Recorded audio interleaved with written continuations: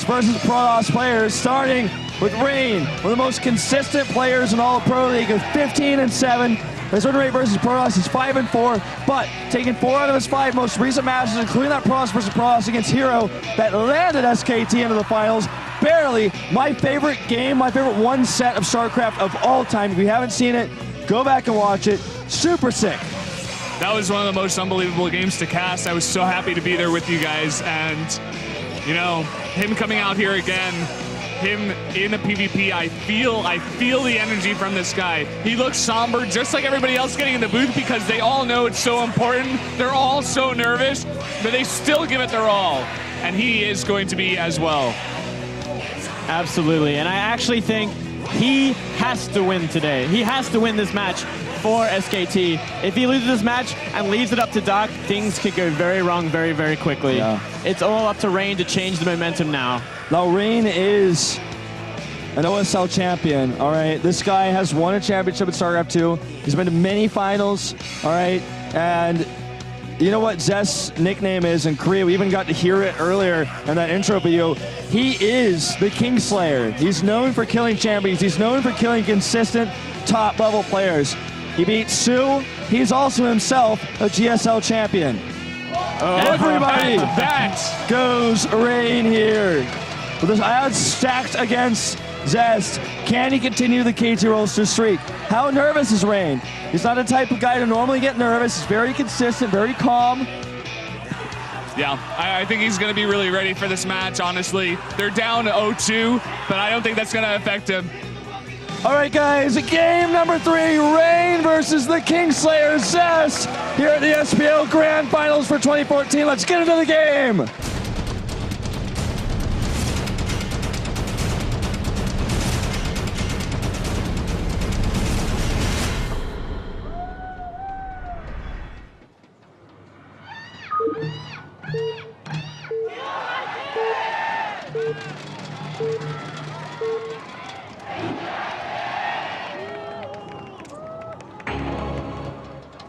Up here in the top left in the blue, one of the ProLeague players we got over here for SK Telecom. He is Rain. There's a shot of Zest. And down here, the bottom right, Zest himself for KT Rollster. The bottom is King Sejong. List price, don't see these two on Frost. It's Zest, as already mentioned. So that's right. There's Rain to the top. There's Rain. All right, so there He's you go. got a Picari Sweat bottle in there, man. He's not messing around. Not one bit. And I mean, looking at this map, let's go into the map a little bit, because this, I feel like this kind of favors Rain and does not favor Zest. We've seen Zest in the past struggle in the late game PvP especially. The match that comes back to me is against SOS on Frost specifically. He just didn't have the right kind of composition going into it, and it really suffered in the late game. He just felt like he just didn't have enough experience, or he just wasn't thinking in this right way. Right. And going into this map, it's definitely going to go to 3 base. It's going to go to the kind of the late game, unless some sort of crazy tech happens, if we see DTs or some sort of huge damage early on. So we're going to have to wait and see if Zest has really fixed his problem with the late game PvP. And I mean, Rain, we know Rain is already great at PvP late game. It's where he shines pretty much in every matchup. Yeah. So it's going to be a very interesting game. I remember a game out of Zest actually on this map against Billowy. I don't know if you remember this, you guys, but in one of the finals, he faced off against Billowy when MVP was doing really, really well. I think that was in round 2. And Billowy actually just went for straight up 3-gate pressure, and Zest went for like some weird kind of Oracle build that was hidden. It was unnecessary, and Billowy just punished him for it. I really hope he's not going to do that today. Yeah. Just a thing that comes back to mind for me, for Zest on this map at least. Yeah, Zest definitely does have some issues adapting to compositions, and that's why I would expect that in this matchup, because he probably, you know, here's my opinion. I think actually he might have thought Sulky was coming out on Sejong, so he's chosen. You know, the coach is talking to him saying, "Are you ready for Sulky?" I think Sulky is what we're going to see on Sejong. It seems like a reasonable choice. You know, if he doesn't go on Overgrowth, there's a high chance of that. Maybe we see Sue. We've seen Sue play on this map a lot, actually, in this matchup. So thinking about that, I think he was probably thinking about playing ZVP. Now he sees Rain's opponent. He's like, "Oh God, that's not what I wanted." And well, let me finish my thought really quick before we talk about this. I feel like he's going to do something aggressive, but it's actually a hidden Stargate here. Wow. Coming out from Rain, not Zest. Wow. This kind of Stargate, usually when you make it this early, it's easily scoutable by a probe scout. He's able to get in before the Stalker comes out, before anything wards that out. Could even be scouted by that Mothership Core as well, but he puts it in such a place that's going to make it a lot harder to scout. Let's see if Zest is able to pick up on that. Yeah, exactly. It really is such a weird place to be putting buildings. It's such a great way to hide it. And we don't see any sort of scouts other than Mothership Cores. Both players playing very greedy, kind of standard sort of play here. We'll have to wait and see how deep this Mothership for Zest is going to go, if he can spot this Stargate. Most likely going to be Oracles, I think. Yeah, I think so. I mean, Oracle's the most likely path, and yeah, it is. Oracle gives you a lot of flexibility on this map, especially if it's unscouted by your opponent, because you can use it to control it, whether he's pushing you or not. You can always harass, you can scout with it, it can give you detection. It's a very high utility unit. It always doesn't come with a big punch, you know, it's not a fighting unit, but it can definitely control the game and put things into your favor and try to control how your opponent has to respond. Yeah, I mean, if they don't scout it at all, they will get shut down completely. And something really interesting we didn't really get to see on the Observer was that this Mothership Core hanged around the natural for so long, and that Nexus was so late, he's like, okay, he went for a tech. There must be something happening. That he's obviously gone for something because this Nexus was way too delayed. So he'll be gearing up for that and getting one of his own Stargates. I wonder if he'll just go blind Phoenix here. Well, it's not going to be blind because I think the Oracle's going to arrive right before the Stargate's even done. And he doesn't show the Oracle. Swings around here. He's going towards the main base. Sentry is exposed here, and he's going to get it. Boom! Down goes that target. He even has the Nexus cannon. Probe goes down. Will he save the Oracle? The answer is yes, at least for now. It stopped. He's now microing it. The Stalker's still really close. Oh. And he does get it away. Scary, man. By the way, back at home, he's started his own Phoenixes, whereas Zest is also making Phoenixes. So we're going to see a bit of an air war here. And the robotics is done here for Rain as well. So now, he has the faster tech to Robo. Yeah, it's getting very interesting already. I mean, Phoenixes are a little bit behind for the SKT player. Obviously going for Oracle first. Zest going straight into the Chrono Boosted Phoenix. So he should have the Phoenix count. But it's going to be still like the defender's advantage. It's going to be interesting to see how many they make. Are they going to go into that huge amount of Phoenixes we see on some maps? Yeah, that's the question. Because sometimes this matchup ends up being a Phoenix versus Phoenix war, where you even see second and third Stargates added sometimes, Anion Pulse Crystal upgrade and things like that. But usually one player decides to stop making Phoenixes first. The other player has to decide if they want to keep making Phoenixes, try to commit to that harass, or how they transition. Because there are certain counters to Phoenixes, obviously. Blink Stalkers can be quite helpful. Charge Zealot Archon is basically the direct counter if you want to talk comps here. And look at that, with an Nexus Cannon Defender's advantage here, they're not going to be able to stick around for very long with those. Yeah, and has no real scout of the Phoenix count of Rain as well, which is a very, very important thing to note. Because he doesn't know if he should just keep making Phoenix now, or if he should stop. And how many are going to be out in the map from Rain. It could be a huge surprise at some point. Oh, certainly. All right, Observer comes in here. Gonna see the Forge. Yeah, also sees the robotics facility coming up. And it's also really important that he sees the Forge start. So he also knows the exact time the upgrade will start and finish. There's no mystery there. So that can really give him some extra knowledge going into future timing attacks he may want to do. Good pickoffs here, and he should be able to get out. Has a better Phoenix count, but better micro, actually, from Rain. Yeah, Zest on the run there wasn't truly able to micro all those Phoenixes pretty well, but nicely done by Rain. Gonna add 2 more gates here. Just have the robotics pay up as well. Yeah. We see Twilight Council out of Rain here. I find that choice odd. As do I. Because unless he wants to rush out Archons here, the Temple Archive is just going to accomplish nothing for him. He doesn't have +1 yet.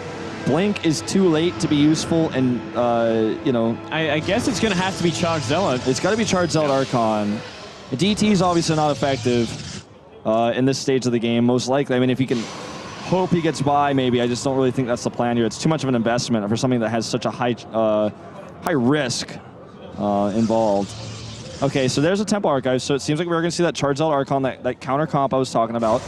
But Colossi, if you can get enough of them, is pretty good against this. Yeah. Well, I mean, like, mass Colossi is really the late game you want to get to. If you can get to like 6+ Colossi, you're going to beat just about any army. You're not going to have much trouble at all. So going for that early on is a great idea. And I mean, when you have kind of a decent amount, you can get for that third pretty safely on this map. You're always going to have a great position defending. So I kind of really like where Zest is at right now. Zest has also been a much more confident player with his Phoenixes, always attacking, even into his defender's advantage, while stopping Phoenixes first and going to the Colossi. So he's like, you know, very, very much in control of this game right now. And I feel like the onus is on Rain here to try to make something work with these charged Zealots. I'd like to see a third base out of him with this.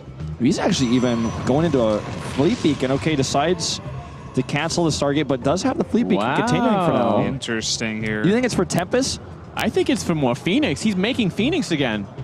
He might actually just go for a huge Phoenix advantage here and really surprise what Zest has. And this could really work considering Zest is going for Colossi. Yeah, sometimes we have seen, say, the Choya double Stargate Phoenix play where you hide your Stargate and suddenly surprise. In this case, he's doing it with only one. And you might even be able to have enough Phoenixes to burst down the Colossi if there's not enough Stalkers in there. It takes a long time, but if he finds a Colossi in the middle of the map, could maybe take a trade there. It's also making Immortals, which are going to be decent against the Colossi as well. Oh, we might see Phoenix get caught out here. It's going to be a big move. Ooh, Phoenix fight going on in the middle of the map here, and Rain's got much more and the much better micro here. Takes a big victory there out on the map, and he's going to try to cut them off here as well. And it is Tempest we see here, actually, by the way. You can see it on the production tab. He's going into Tempest here, knowing that that's going to be a really good answer for these Colossi. Yeah, absolutely. Definitely the hard counter to Colossi. And I mean, Zest has been so active with these Phoenix, but sometimes it's such a double-edged sword because if you get caught out like this, if you're like caught out on the map and you're behind your enemy Phoenix, you're just going to pretty much lose them all. It was lucky that he got 3 out in time, and he's kind of just hiding behind the main now. Yeah. All right, Phoenix is still poking around here. Both players, in fact. He wasn't able to deny that Nexus, and I like the Nexus here because it keeps the focus away from his main army, which is where his Tempests are going to be. Also, he has Charge, which gives him a little bit more flexibility for Harass and a little bit more of a mobile army. So the third base here, I think, totally makes sense. Look at this, not responding well at so all. Much He's damage losing going down. so many probes. Rain getting up to 16 kills, but Zest at the moment is going for an attack. There's only one Tempest here at the moment. It's actually a lot of Zest army here. But, you know, does he have the right comp? He cannot lose that Warp Prism. Losing that Warp Prism would be so huge right now. All right, it's all down to this. One Tempest out needs to go ahead and start shooting. And there he goes. Colossi pull back immediately. Wants to get that Tempest.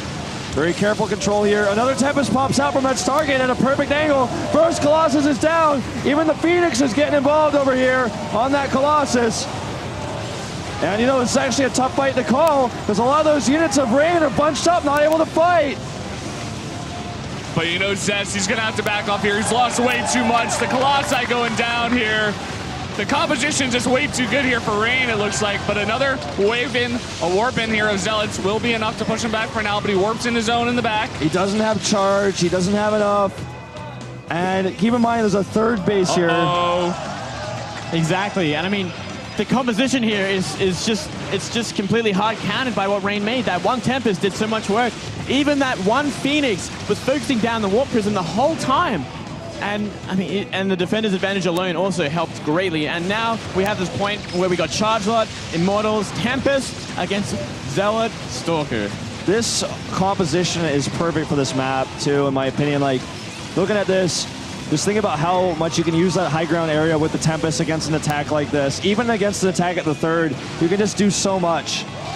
And he's pushing through. This game is essentially over. I mean, he's leading 50 supply right now. Moving across here. Seen 2 Archons morph in really close in a really dangerous position right now. They're going to take so much damage here right at the start. GG! SKT trying to get back into this. That's that. Rain always does this, by the way. He always grabs his shirt and waves his finger. So proud of Rain here. The crowd is chanting his name. That finger wave. The ace player here for SKT is able to take the first win and put them onto the scoreboard here.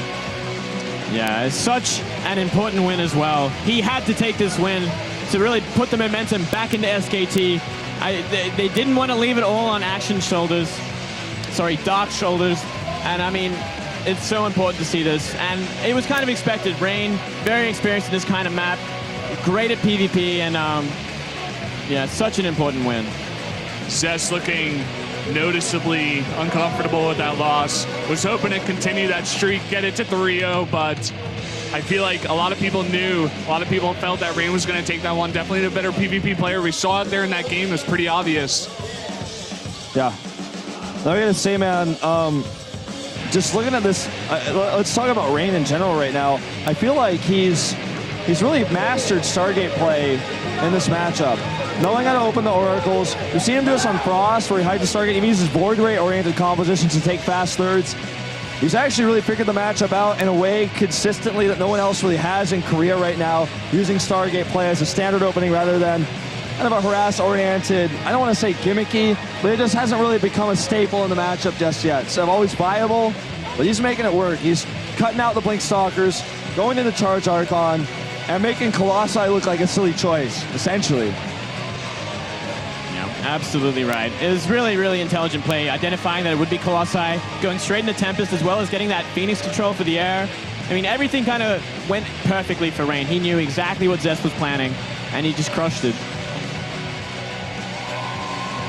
Huge crowd once again. Yeah. So many SKT fans. I'm sure they're happy with that win. Oh, definitely. They've got to be. Because things are starting to look pretty dire there for a little while. All right. Here's Bunky giving a cheer out of the crowd. Not sure what his girlfriend's name is, but she's doing it too. Doing that dance, because the time is now for SKT to bring back that momentum. Dark, also heavily favored, in my opinion, over Action here. But, you know, Action really has played a lot of good games recently. He has. Impressed a lot, coming out of nowhere. Yeah. I was looking back at the statistics before I made my choices, as I always do. And I was actually really impressed with Action's results lately. So I was like, I kind of went for Action in my predictions for this next match. And I feel like he could take it over Dark. It could be, man. I'm feeling that as well. He's playing really good in ZVZ. I mean, he's looking good in other matchups as well, but especially ZVZ, taking down some good opponents. And I'm really feeling him in this one as well. You know what? The only real tragedy of today has been, in my opinion, the lack of a TVZ. We don't get to see any TVZ unless the ace match. I was really hoping to see that. I wonder why it just happened to line up that way. If you think about it, like, there's a lot of reasons, but... Yeah, it's kind of a shame, to be honest. I mean, TY and Flash obviously have their reasons for playing against Protoss on these maps. They obviously wanted to snipe Protoss more than anything else, in my opinion. So it kind of, I can kind of understand it. Alrighty, guys. Players getting ready. By the way, I want to say again, get hyped, get people in here. If you haven't come down here yet, I guess you couldn't find a bicycle to steal, but make sure that you Find a scooter or something. Do not turn the TV off. I was scared a lot of SKT fans are going to turn TV off if Zest won that game and made it look like SKT had no chance. Never give up, never surrender. Both these teams are super high caliber. I'm actually feeling like this is going to an ace match. Like, it's like Chekhov's gun, man. It's in the story for a reason. It's going to happen. I'm feeling it. But let's see if we can get there. I think we will, honestly. I mean, it's only too perfect. It's like too perfect. It's going to happen. It's just like, it's the Telecom Derby rule, man. It was too perfect. It had to happen. Here we are, SKT versus KT, back-to-back top-tier teams. Always have been the best. 2014 Pro League Finals. Well said, well said. And yeah, it's just getting better and better here. No one could have thought it'd actually get better and better, but I'm pretty sure it's going to get better and better until we have that ace match.